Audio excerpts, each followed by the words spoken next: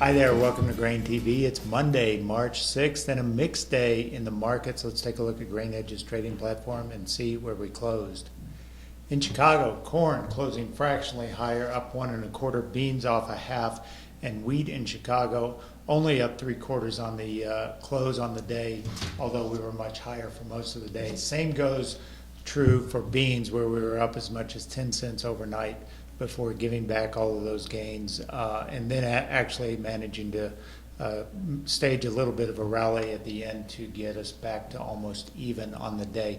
News today, let's start first with wheat, and we got a bit of a glimmer of hope, if you will, in the future, with Australia's ag forecasting agency saying they expect next year's 2017 crop for wheat to be substantially off of last year's record. They expect wheat production in Australia to be off 32% from last year's record, based on slightly lower acreage, only about a 1% drop. But the big thing they're factoring in is the return of El Nino in their growing season. And keep in mind that El Nino tends to show limited precipitation, especially in Australia. So the outlook is, as we talked about on Friday, a shifting back into the El Nino phase, probably in late summer in all likelihood. And if that's true, that would be the heart of the growing season for for Australia, and therefore seeing limited precipitation and cutting into their wheat crop. So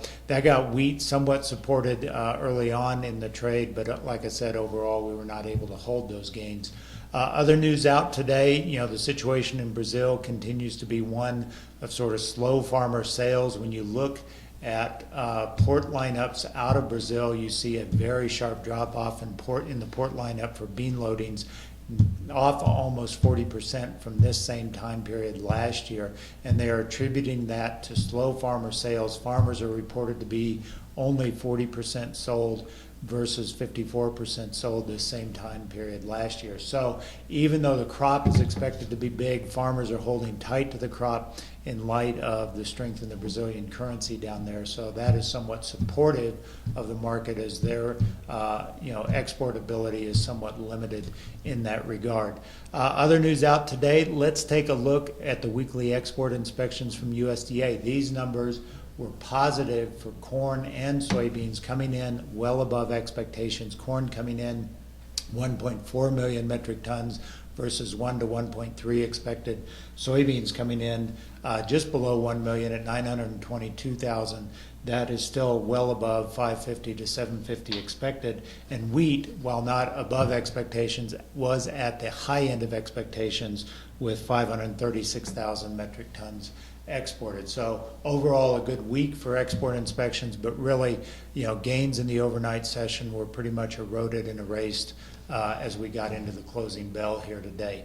Let's take a look at the action in wheat, because I think this is probably where our best hope is for any sort of rally in the near term. You've got certainly news from Australia today that was supportive, although it's a long ways away to be counting on Australia's wheat crop to be down. But, in light of the shifting weather patterns back to potentially El Nino in the late summer, that would be supportive. The other thing obviously going on is the continued dryness in the southern plains. Over the weekend, South Texas did see some sizable rains, but the northern part of Texas, the Panhandle, where much of the wheat is grown, into Oklahoma, into Kansas, that area still continues to be dry, continues to see no real major outlook. Until we get into the weekend, there's slight chances of moisture in the weekend outlook for Kansas, Oklahoma. So overall, I think wheat has the best potential right now, with a sharp drop in U.S. acres. Certainly we'll get another indication of that cut when we see the end of March planting report from USDA to see how much spring wheat acres were cut. But certainly lower wheat acres, the potential for dry conditions in the southern plains, where much of the hard red winter wheat is grown, has the potential to keep this market grinding higher. As we look at the chart, you can see we're sort of on this upward trajectory. It's not a steep trajectory by any means. It's certainly a back and forth movement here, but we are in a solid uptrend right now on the daily chart from the May contract. And what you'll notice is in blue, the 50-day moving average, sort of in conjunction with this upward support.